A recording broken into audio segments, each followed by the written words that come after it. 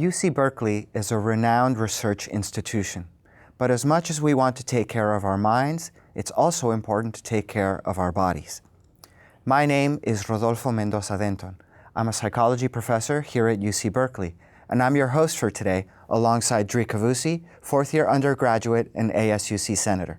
Today, we're going to be talking about the topic of fitness, and joining us are three representatives from the Department of Recreational Sports.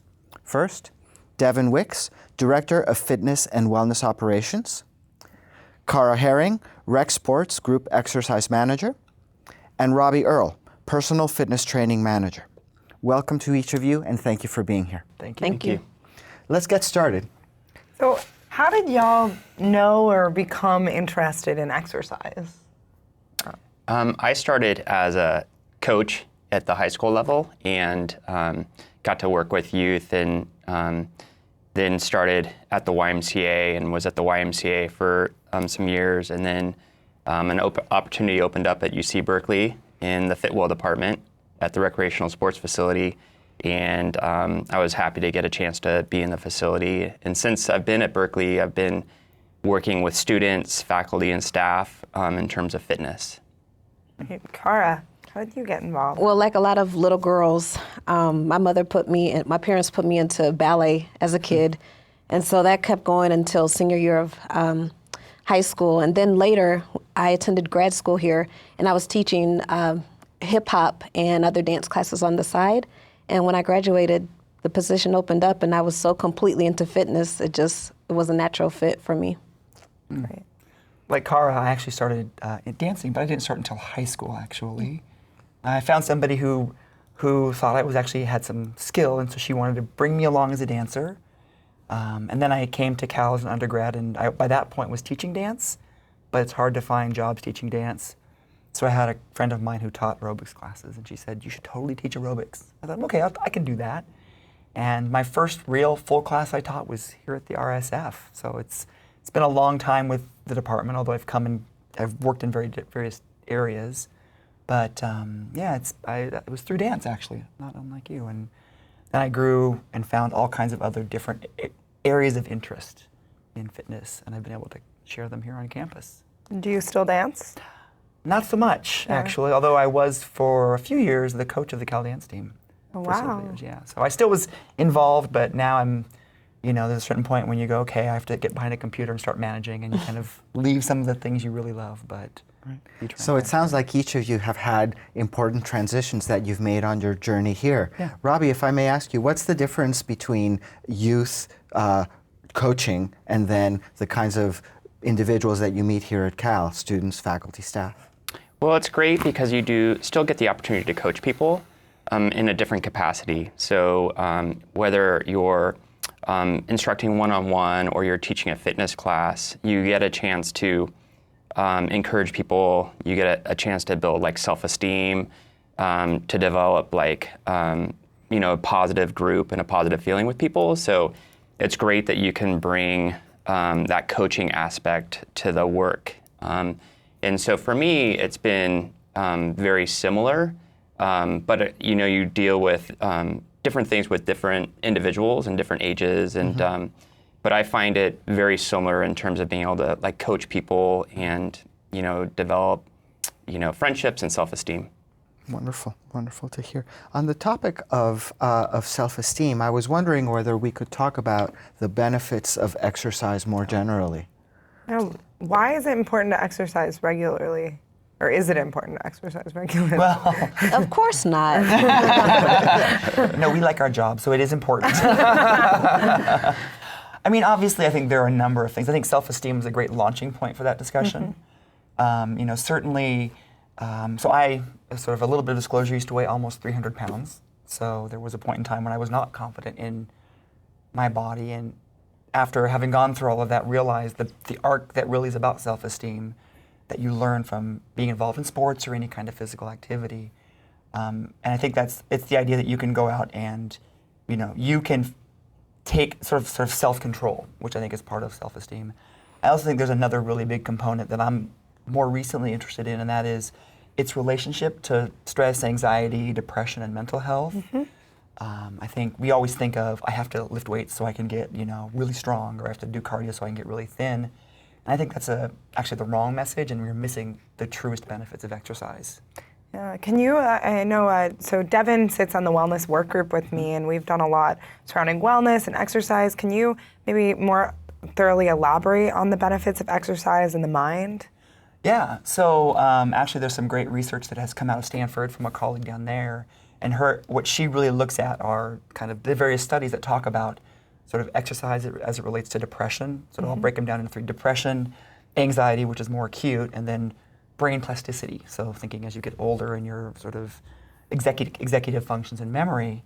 And when it comes to things like depression, I think, and I'm not quite sure of the number, but I know on campus, students, especially grad students, we trend a little bit higher in terms of depression. But when it comes to something that really is effective for controlling that on the preventative side, she has really been able to illustrate that exercise is as or more effective than a medical intervention. So think, pharmaceuticals, that it has the same or better outcome. So if you can get somebody to the point, if you can catch them before they become depressed, through a preventative program, you can really do a lot to keep them out of that other sort of unhealthy cycle. It's been very enlightening, actually. And people think when you say exercise, they think you have to hit the treadmill or hit the weight room, but even yoga. Yeah. When I was a grad student, Exactly. yoga was very helpful in just centering myself and allowing me to move forward with a little bit less stress. Yeah. So all types of things can mean exercise, And I think one of the things that Kelly really found about yoga is that it's really great for teaching how to manage anxiety. So if you think of anxiety, you might be, if you're a student, you might have a final coming up that you're not sure you're prepared for. Well, what's the physical response that takes place? Your heart rate goes up, you begin to perspirate, you get shortness of breath. Well, what she was trying to understand is how does exercise relate to that? And one of the mechanisms is sort of being able to understand when you're doing that warrior pose, what are you doing? You're sweating, shortness of breath, you have all the same symptoms. So you're actually practicing the skill of how to manage that. So I think there are many forms of exercise, and all of it is very helpful. Yeah. So I know that a lot of articles say, you need like 45 minutes of cardio a day, something like that. If you're doing yoga every day, do you still need that cardio? Does that count? What about dance? How does that all work, doing these different exercises? For me, there's 3 components of fitness. You have your cardio, so getting the heart rate up.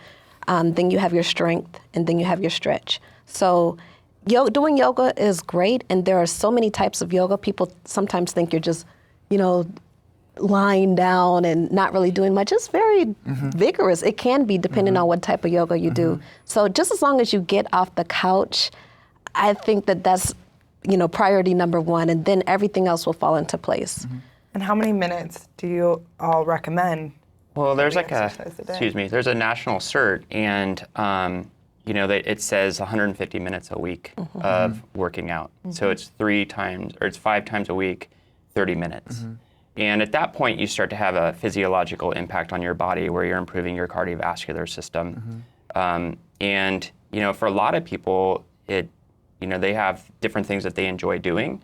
So it could be getting their cardio through dance. It could be on a treadmill. It could be in a swimming pool, on a treadmill, on a cross trainer. It could be walking. And so the really important part is finding what people enjoy in terms of doing their cardiovascular exercise. And I think one of the things to highlight that was sort of brought up by these two is that it doesn't have to be hard. I think most people think of exercise as I have to go to this thing and it's going to be really hard. But in terms of dealing with depression, anxiety, all of the outcomes, the dosage, so we talk about exercise like in dosages, is moderate. It can be a walk, and you can get a lot of great benefits, mental, physical, from that. You can get enough that you can actually sort of keep yourself in a healthy, mentally balanced state. And especially walking across campus, from the RSF to North Side, going up those hills, that is a workout in itself. And that doesn't require being in the gym. That's just walking across campus. So.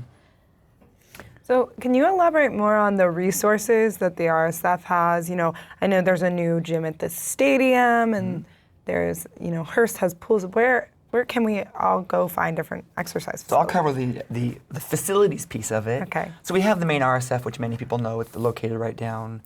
Forgive me, what's RSF? Oh, good question. The Recreational Sports Facility. And where is it? That's actually down on Bancroft. Sort of, if you're if you're standing at Zellerbach, it's just west of Zellerbach or further south or further, down the road, right next door. So that's our main facility, and it's, as many people who have gone there know, it's a very big facility, but it's also a very crowded facility.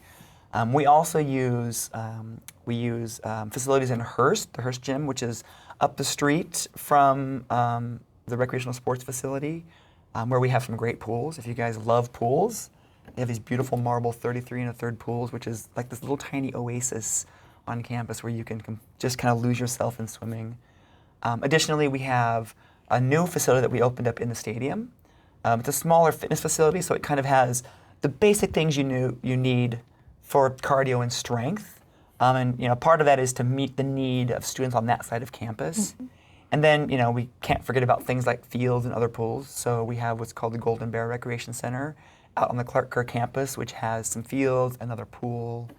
We have all kinds of activity spaces, whether it's a field or a pool or a... Is Strawberry Creek Canyon Pool, is that part of the RSF? Yes, that's another great one. So just Yeah. behind the stadium, actually, is another pool. And if you really want to be in that sort of bucolic, beautiful setting, it's a fantastic place to be. Yeah. So we often talk about the spaces that are specific to UC Berkeley. Mm-hmm. What are some of your favorite spaces around the Bay Area? Oh, geez. Well, it's great in the city of Oakland. There's some great running trails that, even for UC Berkeley students, it's a short drive away. And it's one of the most beautiful parts of the city. And so you get up on dirt trails. It beats your body up a little bit less than running on pavement. You get out into the trees, get away from some of the environmental pollution. And it's just like a little jewel in the Oakland Hills. So it's a really nice space to go. This is a little different, but I enjoy walking down Telegraph Avenue. I mean, there's not a shortage of interesting things to see, and so you're walking around, going to different stores, plus getting a workout at the same time. That's wonderful, and exposure to the elements, which clears your mind. Totally. Sure. Yeah. So speaking of that, you are the Director of Fitness and Wellness Operations, so Yes. it's more than fitness that you are worried about, or thinking about, I should say. Hopefully I'm not worrying about it. Tell us a little bit more about that. So, when I first came on to campus in the management position, I was a personal training coordinator, and I had quite a bit of experience outside in the private sector. And when I started looking at the different resources and things that we as a department were kind of touching on, they were these like sort of puzzle pieces, but no one had ever really put them together. And so what I really tried to do is bring all these different pieces together that relates to, and while we're talking a lot about students, my whole view is faculty, staff, and students, and the surrounding community. So when I came on as a director, I was sort of worked with our department director to figure out how can we better weave together all these sort of separate parts, sort of break down the walls. So when it comes to wellness, sort of I look at not only, what are we doing in classes, right, but how are we reaching out to students in other ways? Can we reach out through technology? There are some great things that we can do via technology where we can empower students to take their own health and wellness, into their own hands. Can we educate? Can we look at campus policies? I mean, there are a number of things that I've been involved in that go beyond exercise as part of a healthier living. Bike to work day. I think recently you guys know that we banned cigarettes on campus. So I was part of that discussion down at OP. So that's kind of what my job is what's the bigger picture, and how are we sort of navigating what the campus environment is like. What about resources for students around wellness, specifically through rec sports? We have, and I'll let Carah talk a little more about the classes, but we have, actual classes where students can get involved. Facilities, obviously. The newest thing for us really is that technology piece. So, one of the projects I'm working on right now is an app. How can I take the stuff that we do and give students direct access 24/7, 365, because health and wellness doesn't happen between our hours of 6 and midnight. It happens at any time. So there's that technology. We also have something that we put up on our website called the Wellness Wheel. The Wellness Wheel. Yeah. So wellness wheels have been around for a long time, and basically, when it comes to understanding, what a whole balanced life looks like, there's more than exercise, there's more than academia. There are a lot of different parts, and in your day-to-day world, throughout your interactions, you really kind of want to ideally touch on all those points in order to lead a balanced life. So I've always trying to figure out, how do we understand what the campus has to offer? So the wellness wheel that's available now presumably has sections associated with it that are not just, that include exercise and include, I guess, intellectual life. What else does it include? It has a section on community. It has a section on the emotional wellness. It has a section on spirituality. And the idea is, and even spirituality is kind of a funny thing because people get very nervous about it, but it's the idea that you can connect to something bigger than yourself. And so if you go on the wellness wheel, the idea is you click on one of these little pieces to understand, what does the campus currently offer related to that you can get involved in. So I think it's arguable to say that most of the time here we're focused on the intellectual side. Right. That's what we are.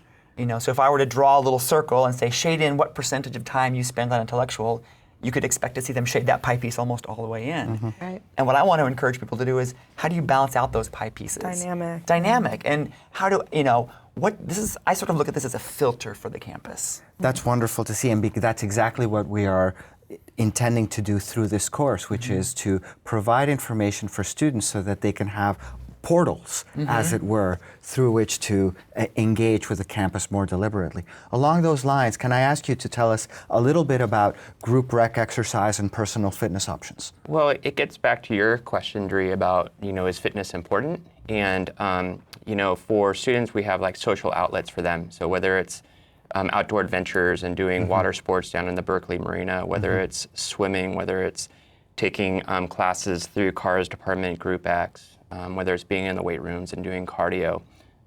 We have these different programs that allow people to kind of get hands-on, different forms of fitness. And so, it's fun to see the different departments that we have, provide kind of different experiences for people. And a lot of it is, through like the outdoor adventures, through our swimming, through our intramural sports, through our club sports. So we have a lot of different programs that, hopefully hit on a lot of different people's interests.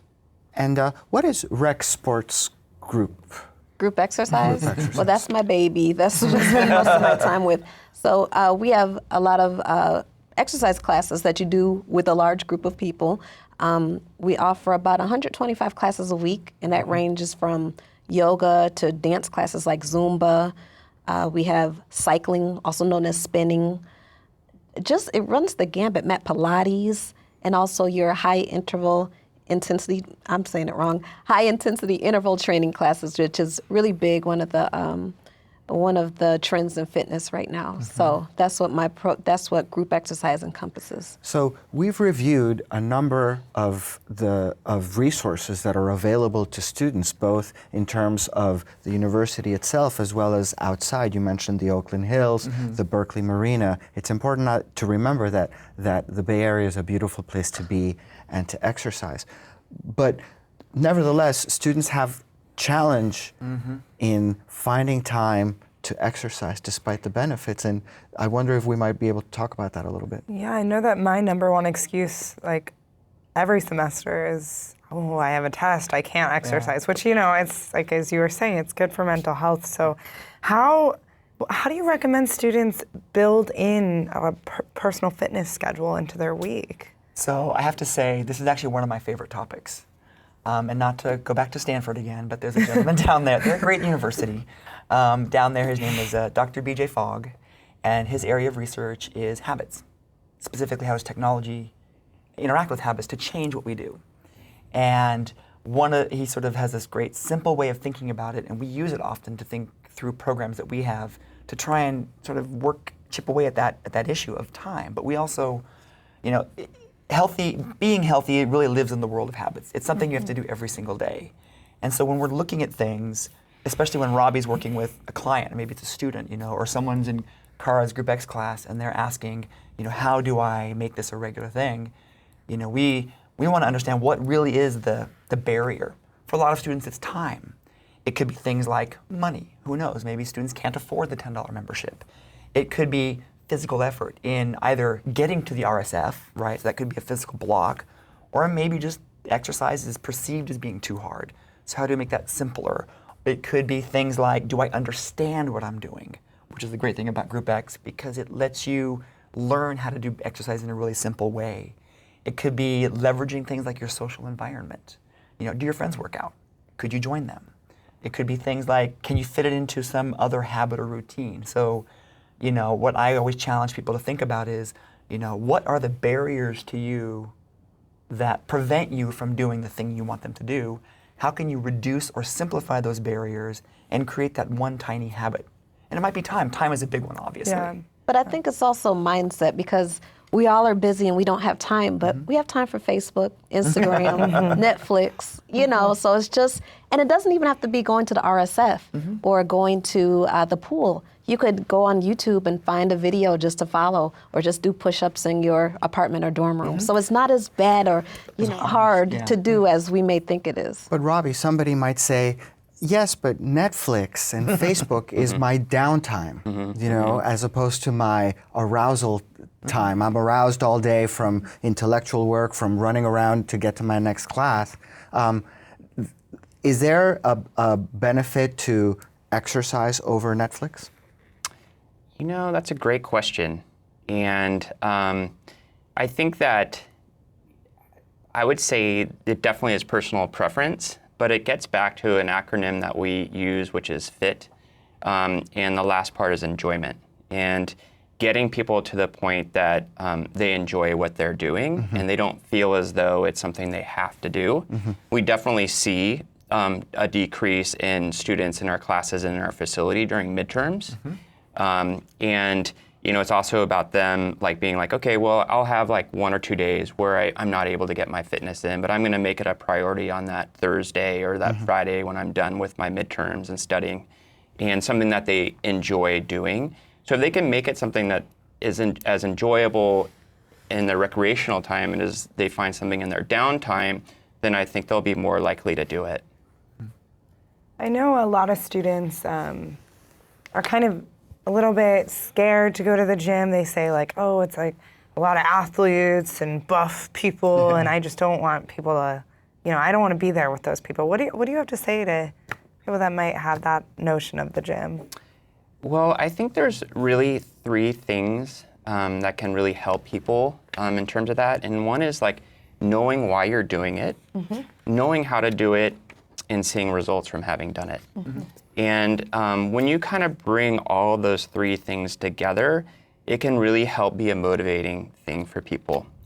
And so say you don't know a lot when you come into the gym.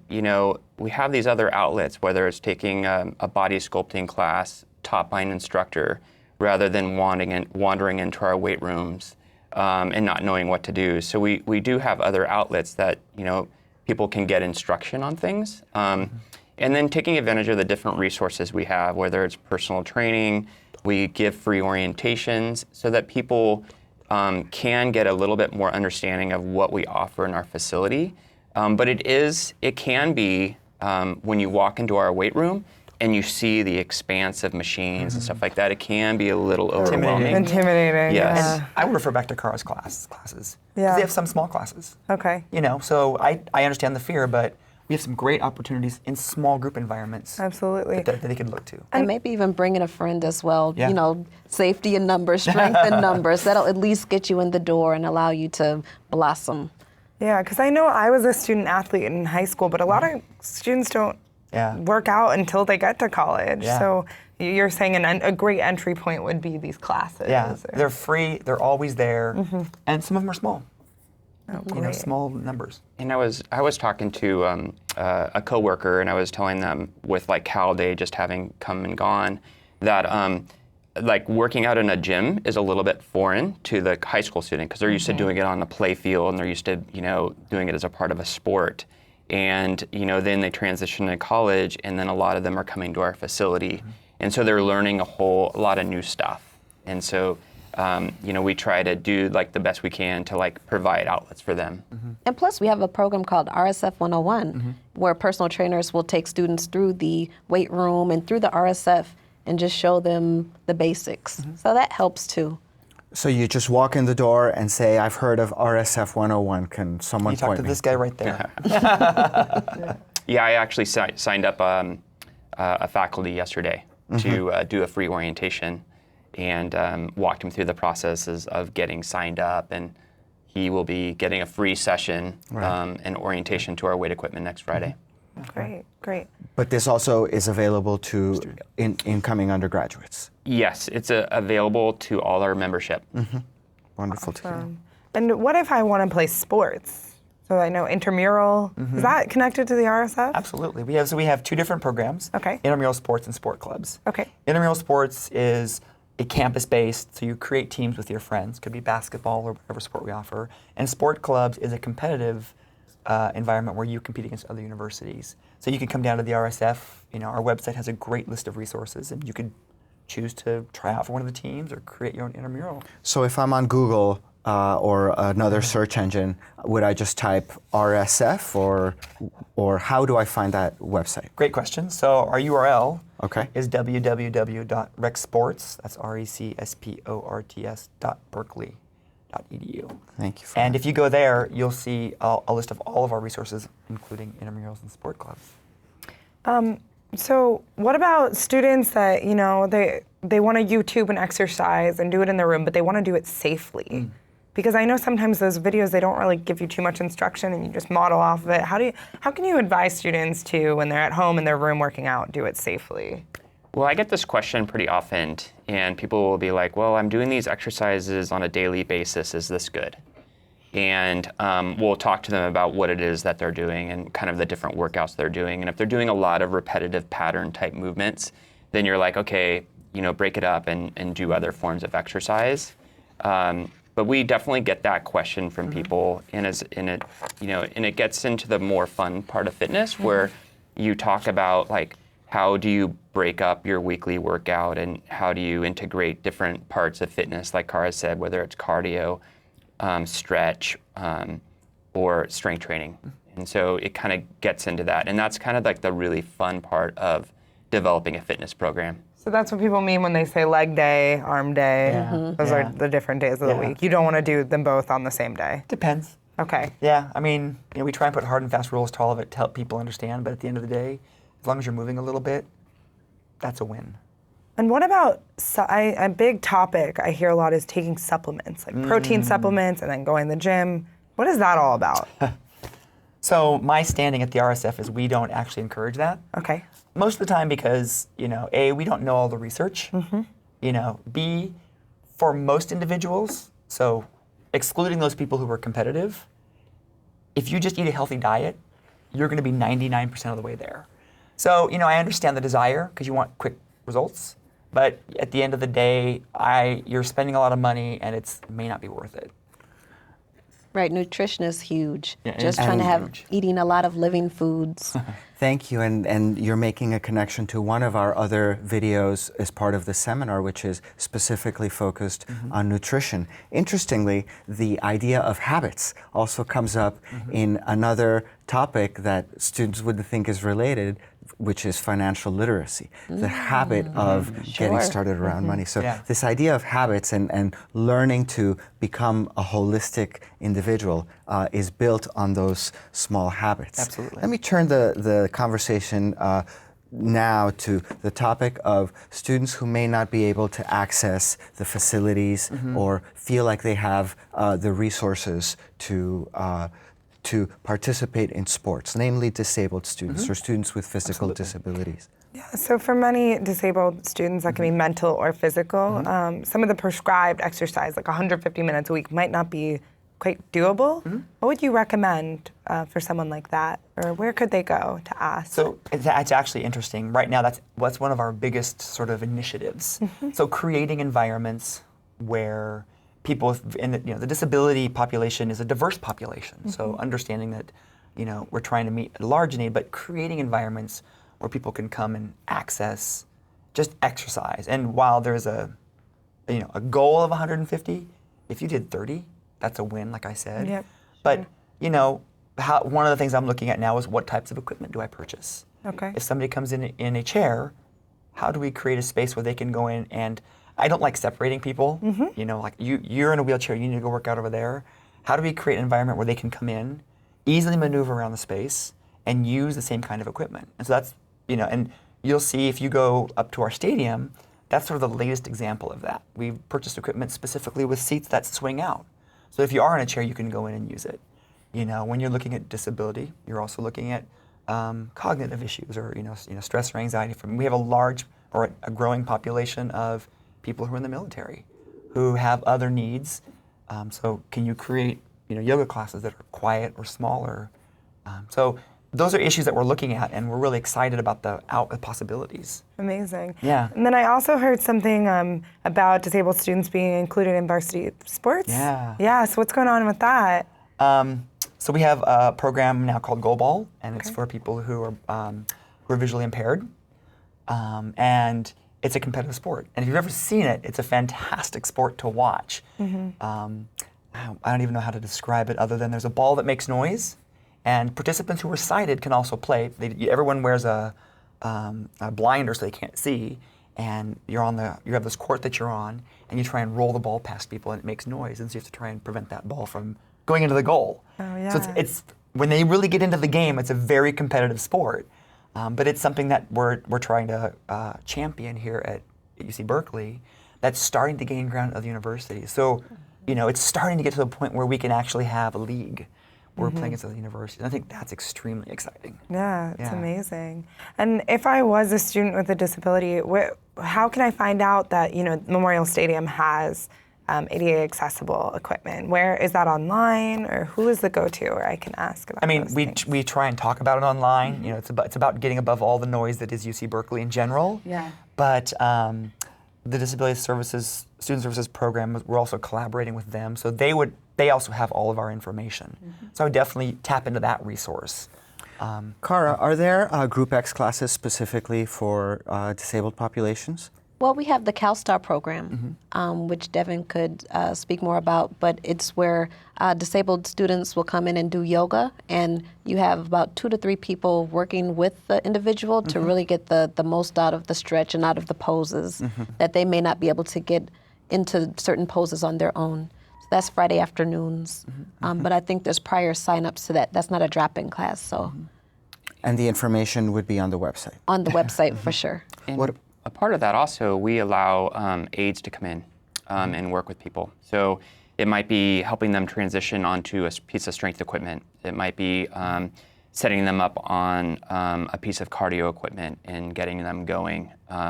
So we have that. And it's also been a lot of fun in personal training because we get to work with the entire UC Berkeley population. And it's been fun to see trainers work with, a really broad spectrum of members and get them started on their fitness program. And it's rewarding. So we've covered today a lot of ground. We've covered the benefits of exercise on stress, on physical outcomes. We've talked a little bit about research. We've talked a lot about the resources available to students on campus, the wellness wheel, as well as resources available for students with disabilities. We've come to the end of our time, but we would love to be able to hear the one nugget that you would like to say to incoming undergraduates that they should remember about this particular topic. I'll ask you first. I would say get moving and have fun doing it. So it doesn't have to be this high bar of having to do 30 minutes a day. Just get off the couch and you'll be fine. Devin? I would say along the same lines, keep it simple. You don't have to do a lot for it to count. Keep it simple. That's a theme that you've touched on here.